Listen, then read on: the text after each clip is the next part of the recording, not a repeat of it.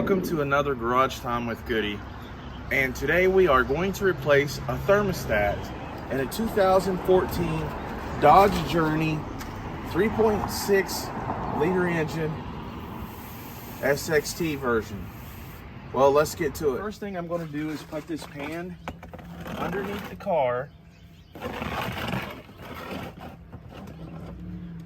I'm putting the pan under the left passenger side of the car, so when I change the thermostat, the coolant that's going to leak out is going to drain into that pan.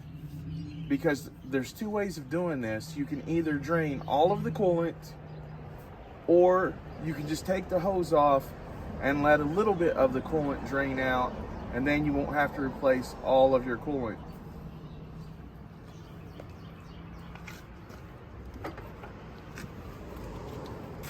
Go ahead and lift up the hood. Then you're going to want to take this shroud off. You just kind of give it a pull up all the way around. It just pops right off. If you follow the radiator hose, this one right here, it comes down, and you'll see right here it is on the side of the engine. And right there is the bleeder valve. After we change this, we're going to need to bleed the system so that there's no air trapped inside. Before you take any of these hoses off, you're going to want to make sure the car has idled down to normal temperature, because you don't want any hot fluids burning your skin. First thing I'm going to do is I'm going to adjust these channel locks, because right here is a metal retainer, and I'm going to squeeze it with the channel locks.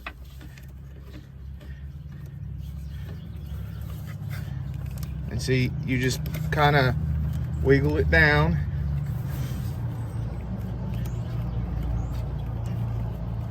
Give it enough clearance.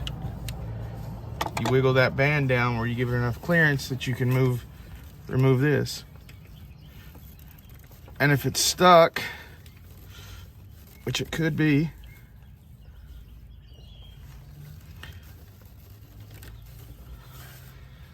if it's stuck, you just want to move it back and forth. But at this point, you want to make sure that the pan is underneath the car that's going to catch the fluid, the coolant.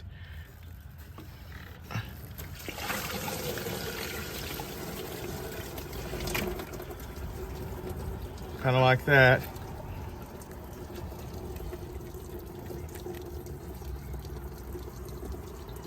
You can see that it's leaking into the catch pan that I put below it. I'm going to let that drain out, and then I'm going to take off the thermostat. This right here is the thermostat housing, which holds the thermostat. You're going to have two 10mm bolts that needs to come off. You have one right here, and then you're going to have to feel with your ratchet. It's on the opposite side, and that's the one I'm taking off first. What I'm doing now is I took a smaller ratchet to get down under here to the second bolt. I'm taking it out by hand. As you can see, there's the second bolt. Next, I'm going to take the 10mm bolt off up here.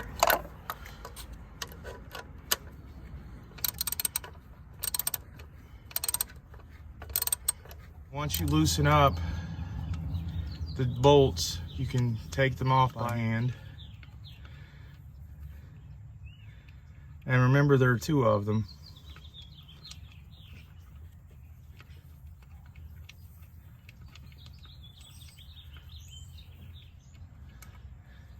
And then this is what looks like.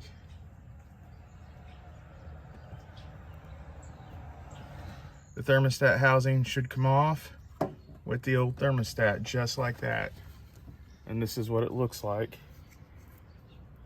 The next step you're going to do, you're going to want to pick up a replacement one. I got this at AutoZone for $20. If you want to order them online, you can go that route. But either way, I'll put the links in the description of the video. So you want to open your new thermostat and compare it to the old one. Now this one, you see how these come with the plastic housings. And this is the original, as you can see here.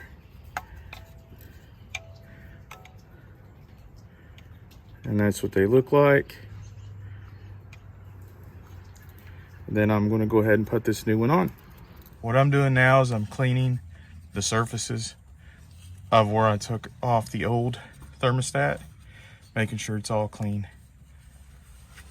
After you have cleaned the opening, this is the side of the motor where the thermostat screws into.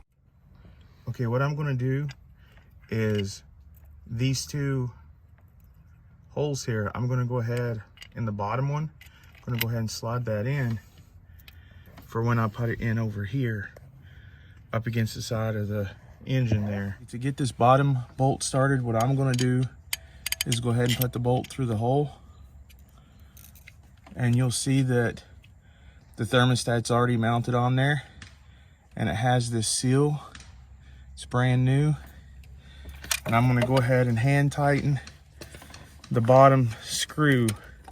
Make sure that it goes in. And remember during all this to have patience, because this is a little confined space. I'm hand tightening the bottom bolt now. I'm gonna get it as far as I can, and then I'm gonna put the smaller ratchet and socket on there. And remember, these are 10mm bolts here that I'm working with. Now I'm gonna put the top one in by hand, and you can see it a little better. Make sure the threads line up.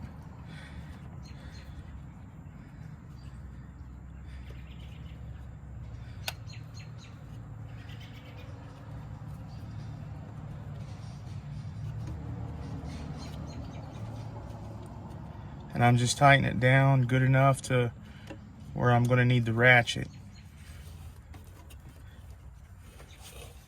See, I'm using this small of a ratchet for when I need to get to the small places or to tighten it even more. Now I'm going to take this ratchet and be using it underneath. Okay, I'm now tightening the bottom bolt to the torque spec. Remember, don't over tighten it. It's on there good. Top one's on there good. I'm just going to double check the bolt. Yep, it's on there good. So I'm gonna reseat and rehook up this hose. There's a little tiny plastic tab right here that it goes up to. That's where we're gonna push this rubber hose. You may need to wiggle it back and forth until it pushes up there. There, that one's up there. Now I'm going to take the channel locks and you push the ring up to where it's over the housing to where it was, and then you just let it go just like that. And that is how you change the thermostat. Now the next steps is we're going to put coolant back in here. This is the reservoir right here, and this is where we're going to be putting a little bit of coolant back in that leaked out. And we're going to burp the system to get the air out.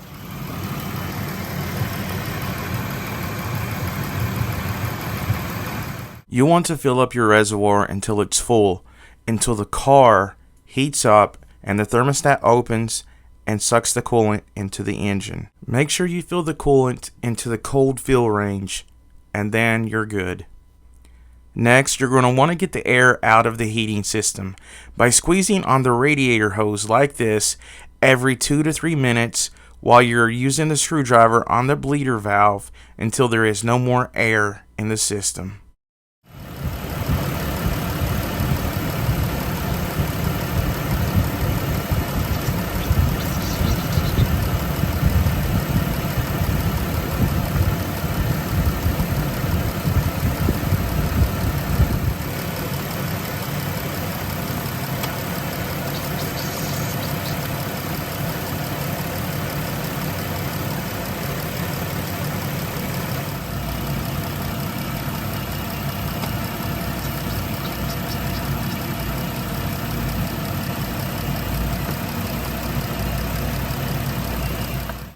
Once there is no more air in the system, you will turn the bleeder valve and you will not hear any bubbling sound or any hissing air sound. This means all the air has been purged from the system.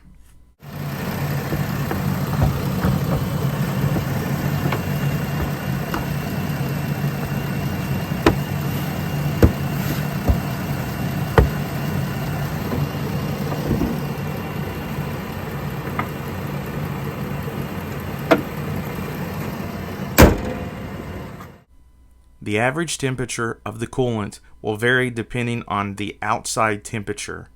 Normally, the coolant temperature should run between 195 and 225 degrees Fahrenheit. Before replacing the thermostat, the temperature was 118 degrees Fahrenheit, and now it is 145 degrees Fahrenheit, a difference of 26 degrees. And that is how you change the thermostat on a 2014 Dodge Journey 3.6 liter engine SXT. And that is also how you bleed the heating system so that there's no air in it and that you get proper heat. Don't forget to subscribe and smash that like button. Until next time, be good to yourselves and each other.